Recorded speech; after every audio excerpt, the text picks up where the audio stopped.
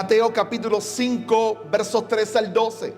Mateo capítulo 5, versos 3 al 12. Leemos la palabra del Señor en el nombre del Padre, del Hijo y del Espíritu Santo. Amén. Bienaventurados los pobres en espíritu, pues de ellos es el reino de los cielos. Bienaventurados los que lloran, pues ellos serán consolados. Bienaventurados los humildes, pues ellos heredarán la tierra. Bienaventurados los que tienen hambre y sed de justicia, pues ellos serán saciados. Bienaventurados los misericordiosos, pues ellos recibirán misericordia. Bienaventurados los de limpio corazón, pues ellos verán a Dios.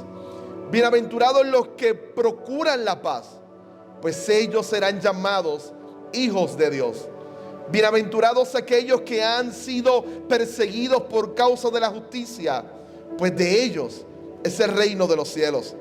Bienaventurados seréis cuando os insulten y persigan y digan todo género de mal contra vosotros falsamente por causa de mí. Regocijaos y alegraos, porque vuestra recompensa en los cielos es grande, porque así persiguieron a los profetas que fueron antes que vosotros. Palabra del Señor. Puede tomar asiento.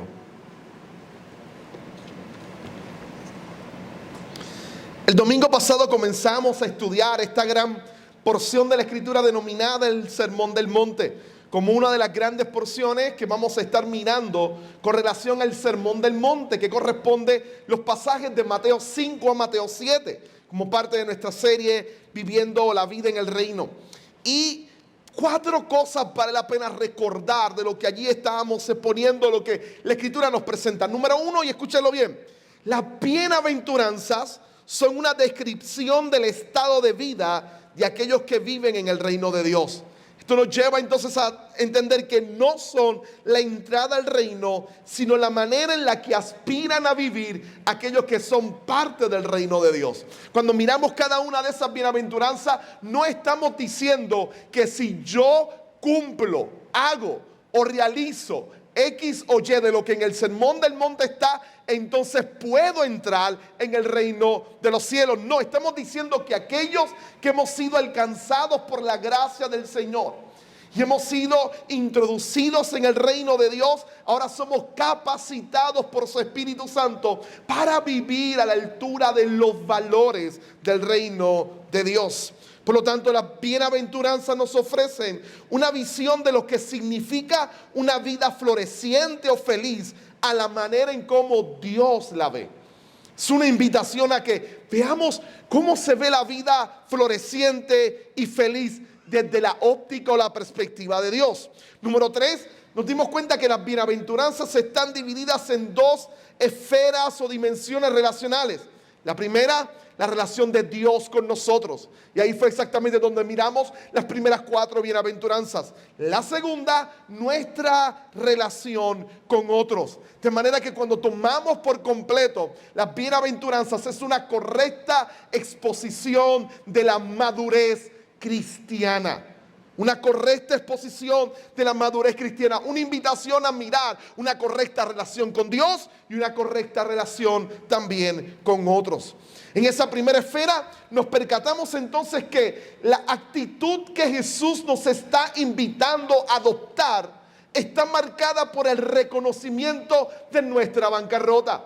Jesús toma al principio las imágenes de los pobres, aquellos que están incapaces de por sus propios recursos alcanzar su propia vindicación. Han sido afectados, despojados de sus bienes, pero en vez de procurar, buscar por sus propios medios la vindicación, han decidido correr hacia Dios y confiar solamente en Él como el autor de su salvación y aquel que puede vindicarle, aquel que puede obrar a favor de ellos. Y luego observamos entonces que además de esa actitud somos movidos a tener un profundo dolor por nuestra maldad y por la maldad de otros.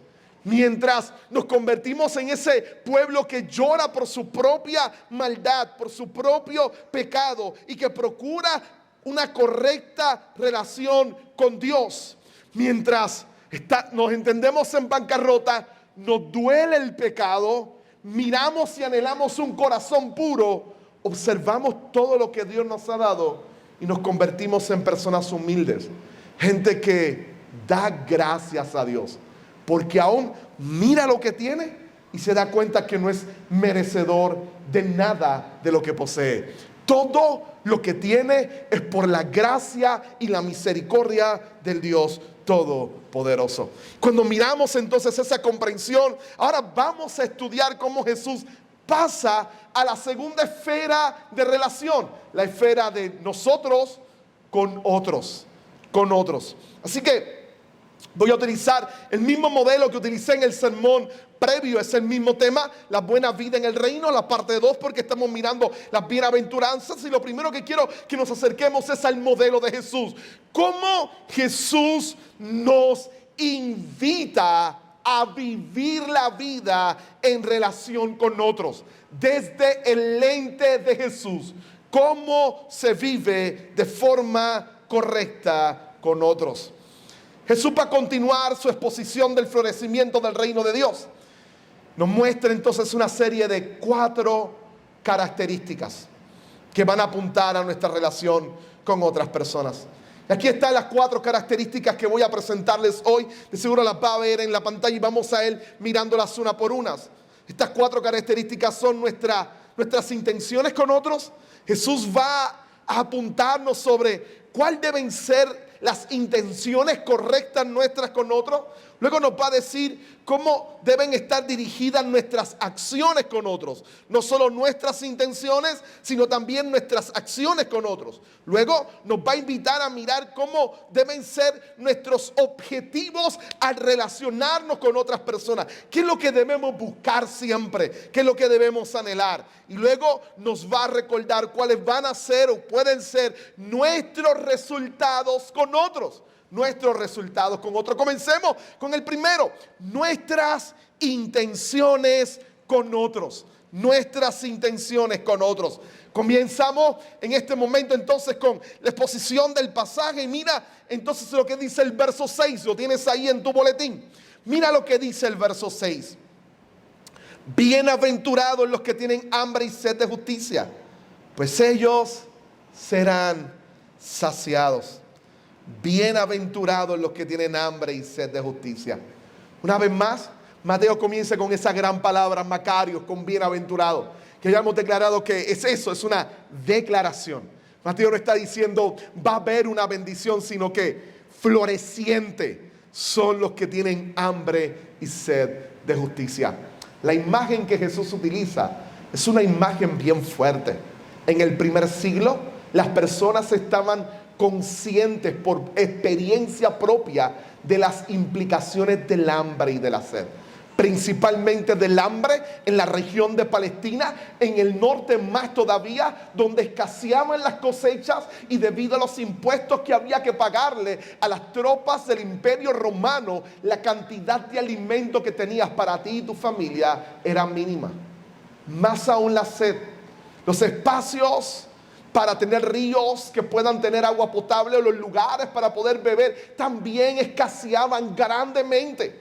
Así que tener hambre y sed eran experiencias cotidianas que las personas en el primer siglo conocían y sabían lo desesperante que era o lo debilitante que era. Pero en este momento pasan entonces a Jesús a decirle, casi como su enfrentamiento con Satanás en el desierto, no solo de pan vivirá el hombre. Hay entonces una ausencia en el mundo que debe producir en nosotros mayor ansiedad y dolor que simplemente el alimento de sustento, y es la ausencia de justicia. Y ahora, esa palabra justicia para Mateo, que la utiliza en varias ocasiones en el Sermón del Monte, primariamente significa, y escuche bien, hacer lo correcto delante de Dios. Hacer lo correcto delante de Dios. Actuar de forma correcta. De manera que para poder entender todas las implicaciones de justicia, no solo en la inmediatez de Jesús, sino en todas sus enseñanzas. Y en el Nuevo Testamento vale la pena que miramos esos 3 pasos de la justicia. El primero, como significa hacer lo correcto, la justicia en la Escritura siempre va a tratar primariamente de hacer lo correcto para Dios. De hacer lo correcto para Dios. Ahora, ¿cómo puedo presentar mi justicia delante de Dios? La Escritura me va a decir que no hay forma en que tú y yo podamos presentarnos justos delante de Dios. Si nos presentáramos con nuestra justicia, la misma sería como trapos de inmundicia, dice el profeta Isaías. Nuestra justicia no es capaz de poder enfrentar la demanda de justicia de Dios porque somos pecadores. Ahora, ¿con qué justicia nos encontramos o enfrentamos delante de Dios? No con la tuya, no con la mía. Nos enfrentamos con la justicia de Cristo.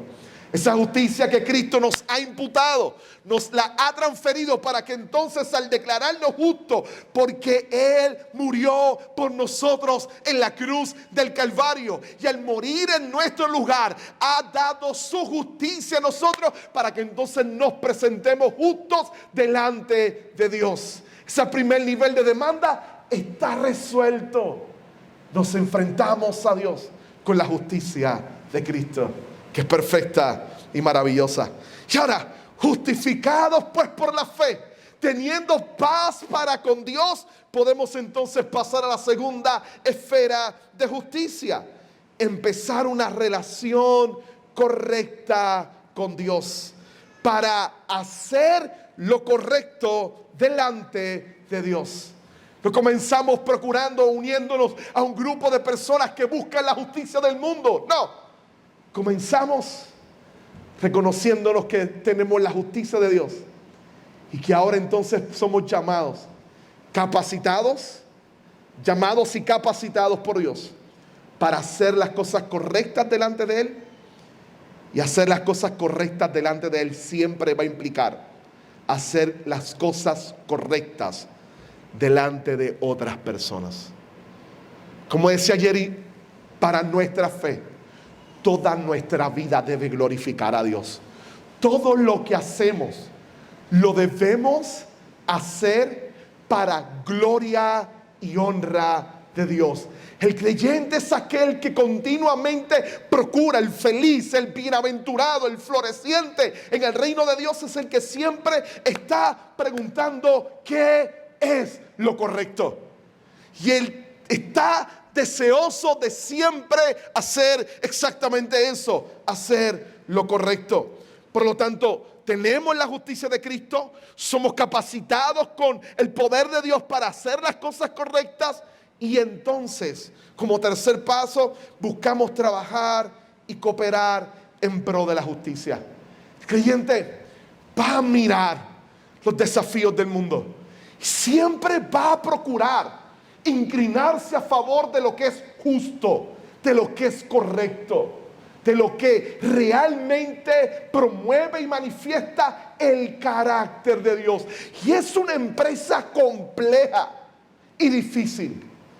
Pero el llamado es siempre estar del lado de la justicia. Siempre estar del lado de lo que es correcto, de lo que está bien. No podemos vivir a tientas simplemente con nuestras propias lógicas. El llamado siempre es a procurar lo correcto, a desearlo de tal manera como si estuviésemos muriendo de hambre y de sed, con la esperanza de que el que vive de esa manera va a ser saciado por la justicia del Señor. Lo segundo, que entonces, ya planteando cuáles deben ser nuestras intenciones con otro, cómo nos relacionamos con otro, con justicia, procurando siempre lo correcto. La segunda, ¿cuáles son las acciones nuestras con otros? Nuestras acciones con otros. Escuche bien, podemos ser amantes de la justicia y querer hacer lo correcto, pero a la hora de interactuar con otros, lastimar, ser pedante o arrogantes. Y mira cómo Jesús balancea el hambre y el deseo de justicia con acciones correctas. Mira el próximo verso conmigo, el 7. Bienaventurados los misericordiosos, pues ellos recibirán misericordia. ¿Cuáles deben ser nuestras acciones con otros? Deben ser acciones dirigidas por la misericordia. La misericordia está conectada fuertemente con el perdón, pero amplía más esa realidad. La misericordia es esa acción o esa respuesta que damos en escenarios donde sabemos que alguien ha hecho algo que no está bien, pero nuestra respuesta va a estar cargada de misericordia. Y es por eso que está conectada con el hambre y la sed de justicia, porque la manera de cómo demostramos ese deseo por lo correcto debe estar cargado de misericordia, de compasión por otros y de deseo por otros, para mostrar el carácter de Dios. Hay una escena, tal vez, esta es la mejor manera de poder presentárselos hoy a ustedes. Hay tal vez un momento en la Escritura, en una de esas grandes parábolas de Jesús, el buen samaritano, donde el valor primario es la misericordia. ¿Y por qué me llama la atención? Porque hay algo en la parábola del buen samaritano que sigue siendo altamente desafiante para nosotros. No solo el samaritano que se mueve a misericordia con el que está golpeado en el piso, el sacerdote y el levita crean buenas excusas para no actuar con misericordia. Excusas lógicas, inclusive tal vez teológicas o doctrinales, para no actuar en misericordia. Y hay un gran problema con su visión de justicia. Sin embargo, el samaritano es movido a misericordia y Jesús lo presenta como un ejemplo que apunta directamente a Él. Porque sí, porque en este pasaje Jesús dice que bienaventurados los misericordiosos, ellos van a alcanzar o recibir misericordia. Pero la realidad es que tú y yo ya hemos recibido misericordia por parte de Dios. Piénsalo, cuando miras tu vida cargada por el pecado y te das cuenta que aún en medio de la oscuridad y la miseria de tu pecado, Dios ha sido un Dios benevolente y misericordioso, que en vez de que todo su castigo recayera sobre ti, decidió que su Hijo cargara todo tu castigo para que tú recibieras todo el amor inmenso de Dios en Cristo Jesús. Misericordia no es solo el hecho de que Dios nos haya perdonado nuestros pecados por Jesucristo. Misericordia es el hecho de que todos los días tú y yo le fallamos y Él sigue siendo fiel y bueno con nosotros. Misericordia. Y esa misericordia modula, modera, sirve de patrón y guía a cómo debe ser nuestra acción de misericordia con otras personas también. Pero temo, lo digo con mucha sinceridad, temo que uno de los grandes males en nuestra vida es que estamos bien retratados en la historia del buen samaritano. Tú y yo somos expertos en crear nuevas lógicas que nos liberen de lo incómodo y desafiante de brindar misericordia a otros.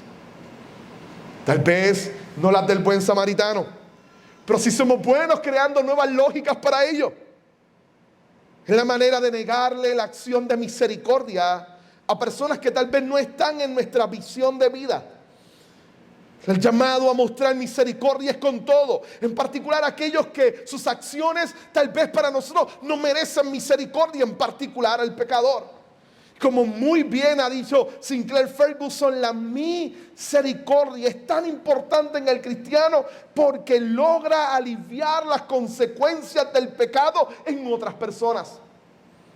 Pero de nuevo somos expertos creando lógicas para no experimentar lo incómodo y difícil de actuar en misericordia. Por ejemplo, negarle una acción de misericordia al muchacho que está en la luz.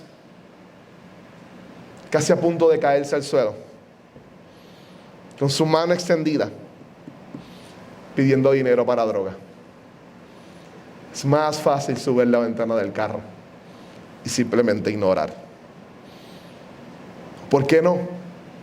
Molestarse y tomar distancia. Retar y ver como un peligro para la vida aquel compañero de trabajo, aquel familiar, aquel vecino, aquel conocido, que de repente, además de su identidad, la carga con nuevos prefijos como trans, bi, etc. Es fácil crear nuevas lógicas para simplemente no responder con misericordia cuando lo necesitan.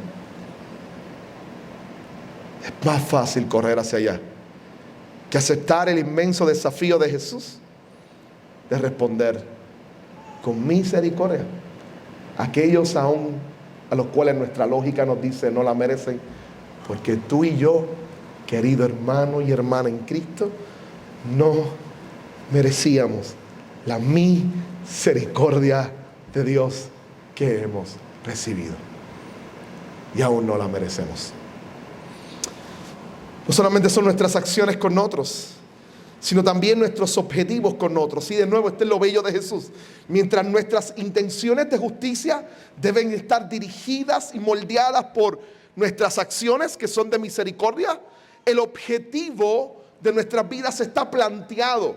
¿Cuál es el objetivo de actuar correctamente con otras personas para evitar malos entendidos y acciones incorrectas? Miren qué bien lo presenta Jesucristo. Miren qué bien lo hace Jesús. Verso 9, lo tiene ahí en su boletín.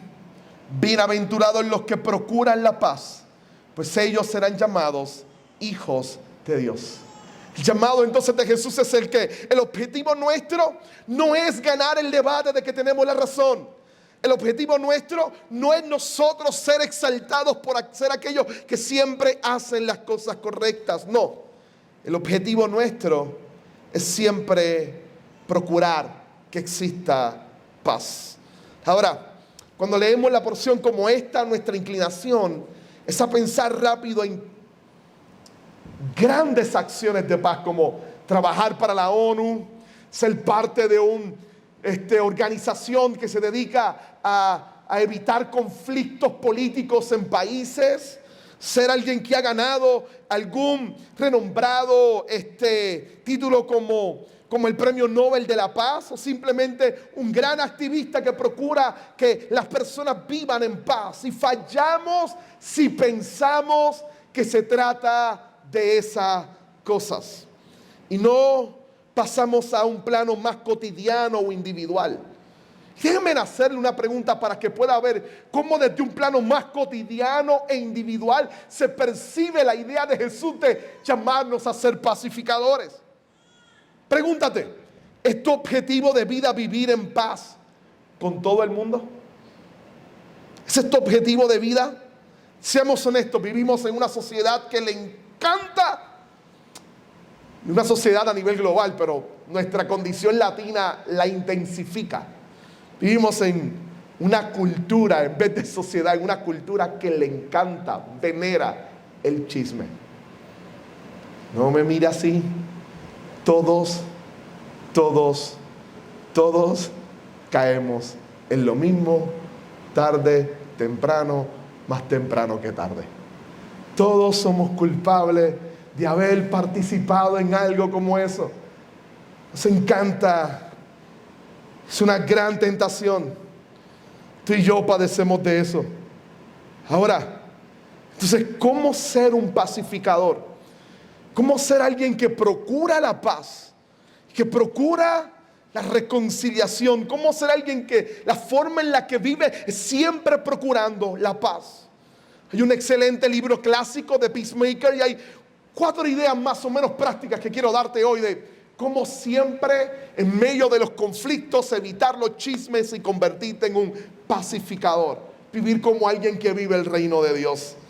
Lo primero, siempre que veas un problema, siempre que alguien te haga algo que no estuvo bien, Siempre que alguien te haya ofendido, siempre que estés molesto o molesta con alguien, o siempre que alguien esté molesto o molesta contigo, antes de actuar, antes de dar el primer paso, pregúntate, ¿lo que voy a hacer glorifica a Dios?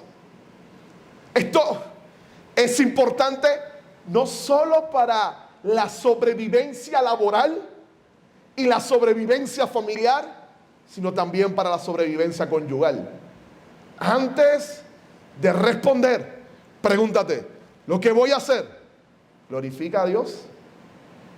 En el trabajo, antes de responderle a mi supervisor, a mi compañero, antes de descargar cómo entiendo que deben ser las cosas, antes de dar el paso, invadir su espacio y dejarle caer toda la carga de argumentos que tengo por lo que entiendo que hizo que está mal, lo que voy a decir glorifica a Dios.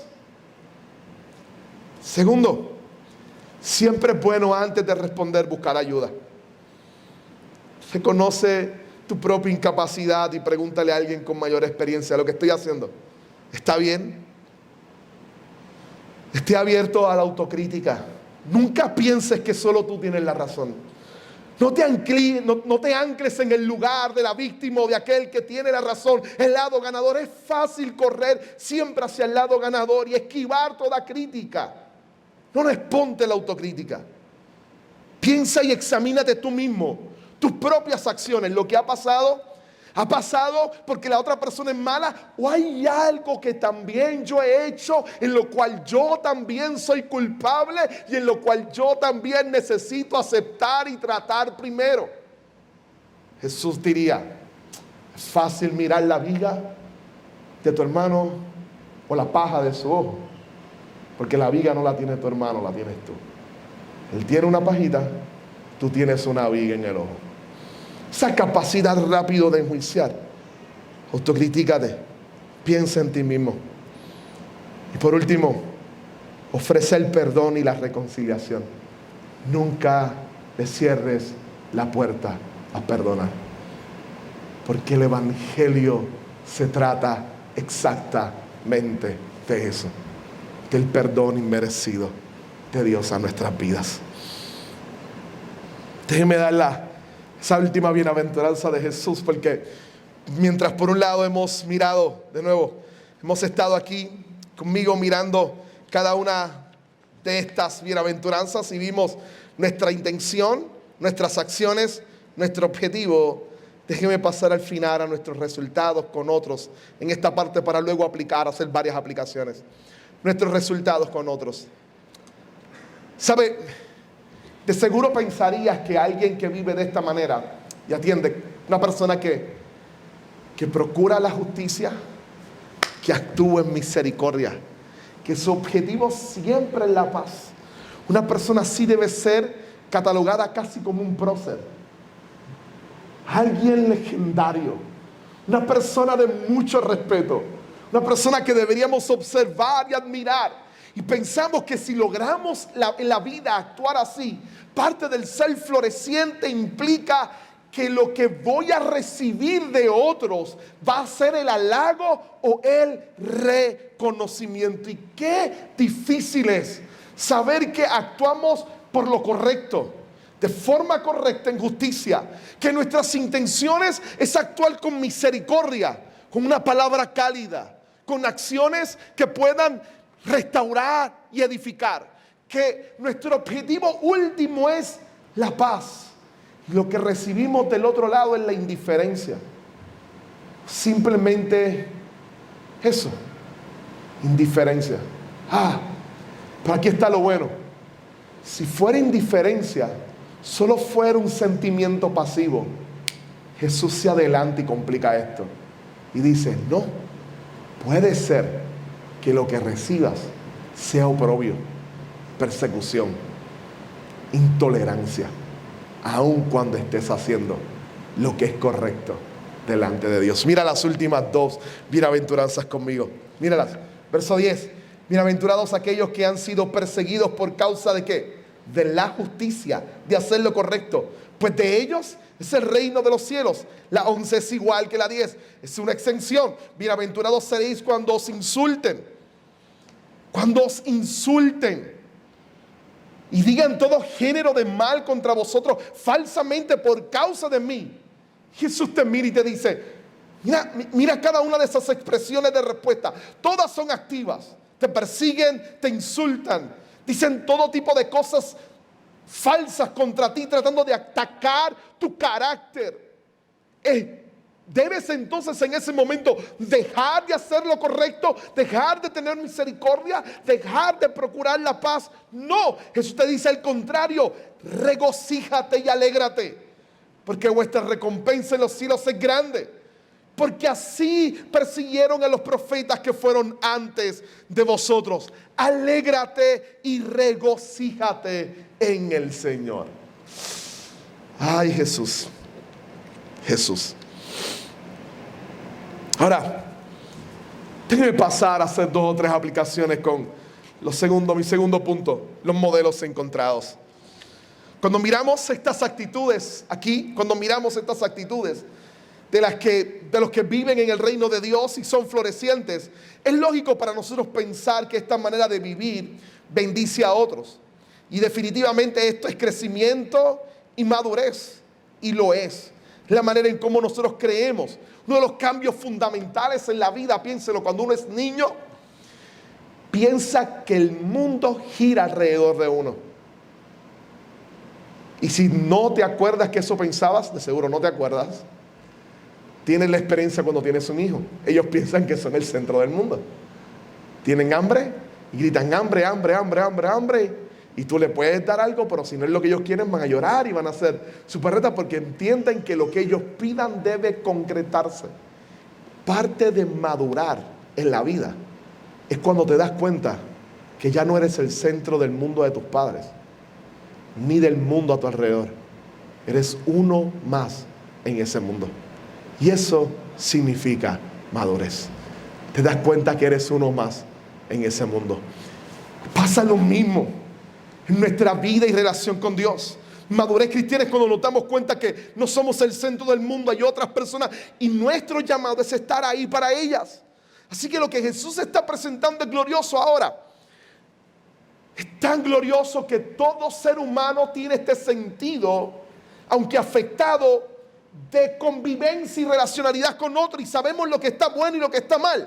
Ahora, el problema no es la incapacidad de saber lo que está bueno y lo que está mal, sino los modelos distintos que tomamos para responder a esa necesidad idealeza en nuestro corazón. Por ejemplo, déjenme darles 2 modelos para que vean cómo la sociedad responde y por qué, aun lo difícil que se ve, el Sermón del Monte y las bienaventuranzas siguen siendo el mejor modelo de vida. Por ejemplo, miremos por un instante lo que podría denominar el modelo de la justicia de este mundo. El modelo de la justicia de este mundo. Defino de la siguiente manera, esto cae tanto para izquierda como para derecha, así que no hay ninguna alusión política de un lado o del otro. Todos los modelos políticos procuran pensar que los cambios en la sociedad, como se trae justicia, como se trae la paz, siempre es con grandes cambios, en grandes estructuras y desde arriba. Todos piensan que se hace para transformar y que lo que hay que transformar son estructuras. Siempre lo que hay que transformar son estructuras. Siempre lo que hay que transformar son sistemas, son instituciones y son estructuras. El problema es que cuando, y aquí está la situación, cuando tú cambias estructuras, pero el corazón de los que le están cambiando no ha cambiado, las estructuras que van a crear siguen siendo pecaminosas, ofensivas y malvadas. Hay un gran pensador, pedagogo latinoamericano, que aunque uno pueda discrepar de sus visiones, su lado cristiano salía muchas veces en su teoría. Paulo Freire. Paulo Freire decía que el oprimido que no alcanzaba a conocer y entender bien la dinámica, su sueño no era solo ser libre, Y esto fue radical e interesante por la política y la cultura latinoamericana. Y ellos lo habían vivido en carne propia. Él decía, el sueño del oprimido no es solo ser libre, sino lamentablemente convertirse en opresor. Cuando el oprimido alcanza cierta libertad y tiene poder, torna su agenda a oprimir a otros. Y ahí tienen más de 40, 50 años de política latinoamericana en todos nuestros países. Hay una tendencia nuestra hacia eso. Y ahora, aquí está. La idea es que lo que Jesús está presentando no son transformaciones estructurales sin transformaciones del corazón. La invitación de Jesús es gloriosa, es a decirnos, cristianos, sean cristianos en esta sociedad. Cristianos, vivan conforme al reino en esta sociedad. Perdonen, amen, vivan en pro de la justicia, tengan misericordia, procuren la paz. Ustedes, desde sus propias esferas, con sus corazones cambiados, viviendo de acuerdo al modelo de Jesús, pueden transformar vidas, y vidas transformadas transformarán sociedades completas.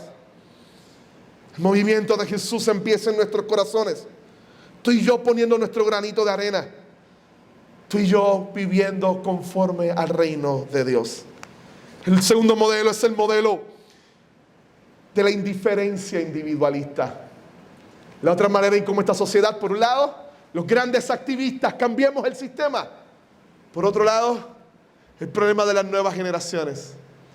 Cada cual tiene sus problemas, a mí no me interesa lo del otro. Esas son sus consecuencias. Yo vivo mi vida y se acabó, sin importarme lo que el otro experimenta. Jesús nos va a decir que la única manera de escapar de estas dos tendencias es el modelo de Jesús. El modelo de seguir a Jesús, recibiendo misericordia. Miren las bendiciones, miren lo que ellos reciben. Florecientes son los que viven así. Ellos van a ser saciados, ellos reciben misericordia y ellos van a ser llamados hijos de Dios, y el reino de los cielos les pertenece. Esas bendiciones son catalizadores, acciones que ya estamos disfrutando y que deben motivarnos a vivir de esa manera. ¿Cómo lo hacemos, pastor? Comienza orando. Pídele al Señor que su Espíritu Santo llene tu corazón de valor. Recuerda hacer el bien sin esperar reciprocidad. No significa que hacer el bien sin recibir nada, ya Dios te está bendiciendo y te ha bendecido. Hacemos el bien porque Dios lo ha hecho con nosotros. Y por eso queremos vivir conforme a Jesús. Ahora, si se te ha complicado y se te dificulta vivir de esta manera, no eres el único. Déjame culminar diciendo que el modelo de Jesús no se vive separado de Jesús, sino con Jesús al lado. Jesús dijo, separados de mí, nada podéis hacer. Culmino. Recuerdo en estas semanas, Gian está sentado, estaba castigado, así que estaba sin tablet por una semana, y eso lo que tenía eran sus juguetes normales, así que estaba desarrollando su creatividad jugando con sus Legos, y tomó sus Legos, un par de bloquecitos, se hizo un muñeco y quería que le sacara un topito rojo arriba del Lego para ponerle un sombrerito al muñeco. Yo lo tomo y lo voy a sacar con mis manos brutas, le hago demasiada fuerza, no salía y rompo el Lego, lo saco, le saco el topito y se rompió, y le dije, perdona Gian, te rompí el muñeco, y traté de empezar a colocarlo, pero las manos no entraban, no lograba ponerlo, todo un desastre. Y Gian me toma y me dice, papá, tranquilo, yo lo creé, yo lo arreglo, él es mío. Y se sentó y empezó a trabajarlo. Y usted sabe, papá predicador, y dije, wow, gracias. Porque es exactamente lo que significa vivir conforme a Jesús. Si tú y yo intentamos con nuestras fuerzas vivir de esta manera, los brazos se nos salen, las piernas se nos salen, vamos a fracasar constantemente. La única manera de poder vivir a esa altura es correr a aquel que nos ha creado y decirle: aquí está mi desastre, tú eres mi creador y mi redentor, transfórmame y restáurame para yo poder vivir a la altura de lo que tú tienes preparado para mí. Yo quiero hacerlo, y cuando lo vemos así, observamos la forma de poder hacerlo de nuevo. Esas bienaventuranzas o lo que recibimos, no lo recibimos por vivir así, ya lo hemos recibido porque quien vivió así fue Jesús por nosotros. Déjenme y les muestro. Desde la cruz Jesús está gritando: tengo sed. Jesús tiene sed, y claro que sí, es física, pero de seguro su clamor implica esa sed por la justicia, de forma que desde aquel lugar está muriendo para que el reino de los cielos venga, y todos aquellos que son recibidos en él pueden, mientras él tuvo sed desde la cruz, nos dijo: vengan a mí, y de su interior correrán ríos de agua viva. Él es el agua que salta para vida eterna, de manera que el que viene a él nunca tendrá sed, siempre estará saciado. Él es el pan de vida que descendió del cielo para que no tengamos hambre jamás, porque la justicia decidió morir por nosotros en la cruz del Calvario. Nos vio en nuestro pecado, tu pecado, mi pecado. Le clavaron los clavos en la cruz. Le pusieron tu pecado y mi pecado, le pusieron la corona de espinas. Lo azotaron y perforaron el costado. Su respuesta: misericordia.